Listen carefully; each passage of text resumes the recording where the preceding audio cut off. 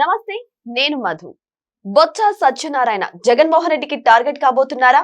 మరి జగన్మోహన్ రెడ్డి బొత్స సత్యనారాయణను ఎందుకు టార్గెట్ చేయబోతున్నారు? అసలు ఏం జరుగుతుంది? ఈ రోజు మనం తెలుసుకుందాం. ప్రస్తుతం మనతో పాటు ఉన్నారు సీనియర్ జర్నలిస్ట్ సిఎస్ రావు గారు. వారిని అడిగి మరిన్ని విషయాలను తెలుసుకుందాం. నమస్కారం సార్. సార్, బొత్స సత్యనారాయణ గారిని నిజంగా జగన్మోహన్ రెడ్డి గారు టార్గెట్ చేయబోతున్నారా? అంటే ఈ మధ్య కాలంలో వింటే కనుక ఆయనకి ఏదో ఎలివేషన్ ఇస్తున్నారు. బొత్స సత్యనారాయణ గారికి ఉత్తరాంధ్రలో ఆయన్ని ఒక బలమైనటువంటి ఫేస్గా చూపించి ఉత్తరాంధ్ర ఓటర్స్ని ఆకట్టుకునేటువంటి ప్రయత్నం జగన్మోహన్ రెడ్డి గారు చేస్తున్నారు. రాబోయేటువంటి రోజుల్లో ఆయన వర్కింగ్ ప్రెసిడెంట్ చేస్తారు అనేది వినిపించింది ఈ మధ్యకాలం వరకు. కానీ దానికి భిన్నమైనటువంటి వాతావరణం ఇప్పుడు మళ్ళీ వైఎస్ఆర్ కాంగ్రెస్ పార్టీలో వినిపిస్తుంది. ఎందుకు అనంటే సహజంగా జగన్మోహన్ రెడ్డి గారి గురించి అనేక మంది చెప్పేది ఏంటంటే వైఎస్ఆర్ కాంగ్రెస్ పార్టీ లేదంటే వైఎస్ఆర్ కాంగ్రెస్ పార్టీ బయటికి నుంచి వచ్చిన వాళ్ళు ఆయనే టాప్, ఆయన తర్వాతే మిగతా వాళ్ళందరూ, ఆయన కాకుండా ఎవరైనా ఒకటే అనేటువంటి భావన ఆయనకి ఉంటుందంట. ఆ క్రమంలో ఇప్పుడు టాప్ ఎవరు వైఎస్ఆర్ కాంగ్రెస్ పార్టీలో అంటే రాజ్యాంగబద్ధంగా చూస్తే కనుక బొత్స సత్యనారాయణ గారు కనిపిస్తున్నారు. సీనియర్ కాబట్టి, సీనియర్ కాదు, రాజ్యాంగబద్ధ పదవి ఉంది ఆయనకి. ఇప్పుడు మండలిలో ఆయన ప్రతిపక్ష నాయకుడు బొత్స సత్యనారాయణ గారు. ఈయన ప్రతిపక్ష నాయకుడిగా హోదా ఇవ్వట్లేదు ఈయనకి. అంటే లేదు, ప్రజలు ఇచ్చింది 11 స్థానాలే, మినిమం 18 ఇస్తే తప్ప ఆయనకి ప్రతిపక్ష హోదా రాదు. కాబట్టి ఈయన ప్రతిపక్ష నాయకుడు కాదు. రాజ్యాంగం ప్రకారం, చట్టం ప్రకారం YSR Congress party top leader ఎవరు? బొత్స సత్యనారాయణ. ఎందుకంటే క్యాబినెట్ ర్యాంకు, మండలిలో ఆయన ప్రతిపక్ష నాయకుడిగా ఉన్నారు. కాబట్టి టాప్ ర్యాంకులో నెంబర్ 1 ఎవరంటే పొజిషన్ రాజ్యాంగం ప్రకారం, చట్టం ప్రకారం వైఎస్ఆర్ కాంగ్రెస్ పార్టీలో బొత్స సత్యనారాయణ గారు. కరెక్ట్గా ఈ పాయింట్ దగ్గరే జగన్మోహన్ రెడ్డి గారు జీర్ణించుకోలేకపోతున్నారు.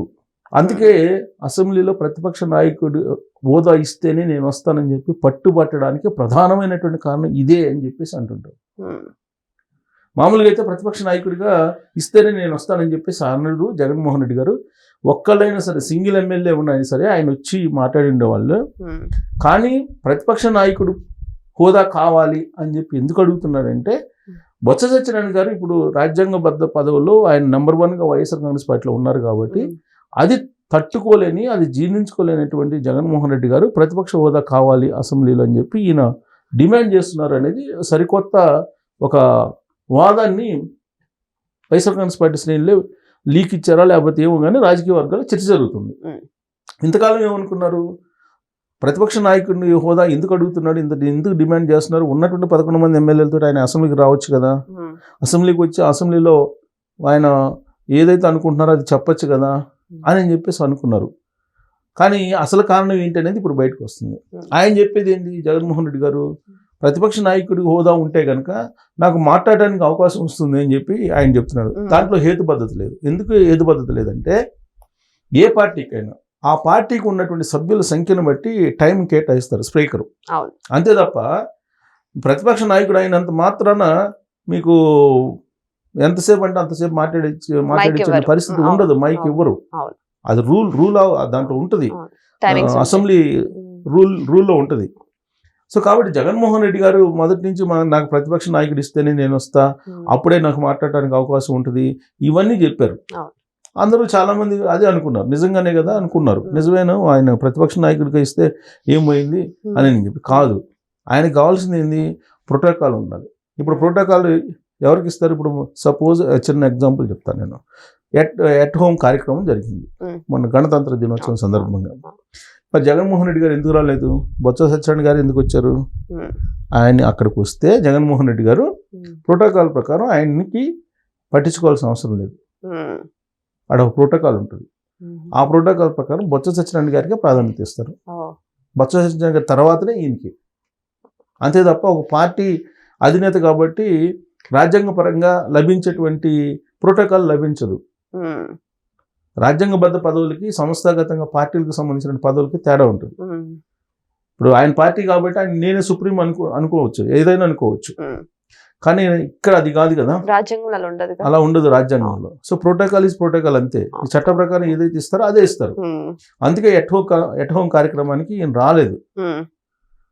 సో ఇలాంటివి మీరు అఫీషియల్ ప్రోగ్రామ్స్ ఏది జరిగినా సరే జగన్మోహన్ రెడ్డి గారు అటెండ్ అయ్యారు అనుకోండి, ప్రోటోకాల్ ఇవ్వరు. అందుకే అక్కడ బొత్స సత్యనారాయణ గారికి ఆ పదవి ఉంది కాబట్టి నాకు ఇక్కడ కనుక అసెంబ్లీలో ప్రతిపక్ష నేత హోదా కల్పిస్తే ప్రోటోకాల్ ప్రకారం ఆయనకి అంత నాకు అంత ఉంటుంది, పార్టీలోనేమో నేను సుప్రీం కాబట్టి నెంబర్ 1 పొజిషన్లో ఉంటా. ఇది ఆయన యాటిట్యూడ్, ఆయన ఆలోచన అనేది ఇప్పుడు వైఎస్ఆర్ కాంగ్రెస్ పార్టీలో చెప్తున్నారు. సో ఇంతకాలం పాటు చాలా మంది ఏమనుకున్నారంటే ఇది కాదు, అంటే ఇది ఈ అంశం ఇప్పుడే వచ్చింది బయటికి. ఆయన ఏదో వాయిస్ ని వినిపించడానికి పార్టీ పరంగా 39% ఓట్ బ్యాంక్ ఉంది కాబట్టి, ఆ 39% ఓట్ బ్యాంక్ ఉంది కాబట్టి బలమైనటువంటి పార్టీగా ప్రతిపక్ష నాయకుడు పదవిని అడుగుతున్నారని చెప్పేసి అనుకున్నారు. అది కాదు. యాక్చువల్గా ఆయన మనస్తత్వానికి అయితే సింగిల్ గా ఉన్నా కానీ వచ్చి వాడిని తన వాదాన్ని వినిపిస్తారు. వస్తే కనుక ఆయనకి సింపతి వస్తుంది అనేటువంటి వ్యూహాన్ని కూడా రచిస్తారు. కానీ అట్లా రావట్లేదు. సో దీని అంతటి కారణం సీక్రెట్ అది. ఇంకోటి, బొత్స సత్యనారాయణ గారు సీనియర్ పొలిటీషియన్. ఆయన ఆల్రెడీ ఎంపీగా చేశాడు, పిసిసి అధ్యక్షుడు చేశాడు అప్పట్లో. ఆ తర్వాత ఇప్పుడు మంత్రిగా జగన్మోహన్ రెడ్డి గారు క్యాబినెట్లో చేశారు. వైఎస్ ఫ్యామిలీకి అత్యంత సన్నిహితుడు. తర్వాత జగన్మోహన్ రెడ్డి గారి గురించి బాగా తెలుసు, విజయం గారి గురించి తెలుసు, వైఎస్ గురించి తెలుసు, ఎవ్రీథింగ్ ఆయనకి తెలుసు. పైగా అసెంబ్లీలో అసలు వైఎస్ రాజశేఖర రెడ్డి చనిపోవడానికి కారణం జగన్మోహన్ రెడ్డి అని చెప్పినటువంటి నాయకుడు ఆయన. ఉమ్మడి ఆంధ్రప్రదేశ్ అసెంబ్లీలో క్లియర్గా ఆన్ రికార్డ్ చెప్పారు ఆయన కారణంగానే ఈయన చనిపోయాడు. తర్వాత విజయం గారి గురించి కూడా ఆయన అసెంబ్లీలో మాట్లాడారు. ఇన్ని మాట్లాడిన ఆయన్ని పక్కన కూర్చోబెట్టుకొని ఈయన పార్టీని లీడ్ చేయడం ఇబ్బందికరంగా ఉంది అనేది ఇప్పుడు సరికొత్త వాదన వినిపిస్తుంది. ఇంకోటి, పొలిటికల్గా ఇప్పుడు రాబోయే ఎన్నికల్లో మళ్ళీ అధికారంలో రావాలంటే సామాజిక పరమైనటువంటి ఈక్వేషన్, ప్రాంతీయ పరమైన ఈక్వేషన్ నమ్ముకుంటున్నారు ఎవరు? జగన్మోహన్ రెడ్డి గారు. దాంట్లో భాగంగానే ఇప్పుడు కాప్ కింగ్ ఎవరని చెప్పారు? అంబటి రాంబాబు గారిని కాప్ కింగ్ అన్నారు మొన్న. మరి బొత్స సత్యనారాయణ గారు కాపే కదా, మరి ఆయన పరిస్థితి ఏంటి? కరెక్ట్గా ఈ పాయింట్ దగ్గరే జగన్మోహన్ రెడ్డి గారు ఏ విధంగా కార్నర్ చేస్తున్నారు బొత్స సత్యనారాయణ గారిని అనేది అర్థమవుతుంది. కాపు కింగ్ అని చెప్పి అనౌన్స్ చేయాల్సిన అవసరం ఏంది? కాపులందరినీ అంబటి రాంబాబు గారి చుట్టూ ర్యాలీ చేసేలాగా ప్లాన్ చేస్తున్నారు. ఆయన జైల్లో ఉన్నారు. కుటుంబ సభ్యులను పరామర్శించడానికి ఎక్కడెక్కడి నుంచి, ఉత్తరాంధ్ర నుంచి, రాయలసీమ నుంచి కార్లు బస్సులు వేసుకొని వచ్చి పరామర్శించాల్సినంత అవసరం వచ్చింది. అంటే కాపు సామాజిక వర్గాన్ని అంబటి రాంబాబు వైపుకి మళ్లించడానికే మొన్న డ్రామా ఆడారేమో సార్. మేబీ అదే డ్రామా కాదు, అది ఈక్వేషన్, పొలిటికల్ ఈక్వేషన్. మామూలుగా అయితే బొత్స సత్యనారాయణ గారు ఉన్నారు కదా సీనియర్, మరి ఆయన కాపే కదా, మరి ఆయనకి ఎందుకు ఇవ్వట్లేదు ప్రాధాన్యత? ఈయనకి ఎందుకు ఇస్తున్నారు?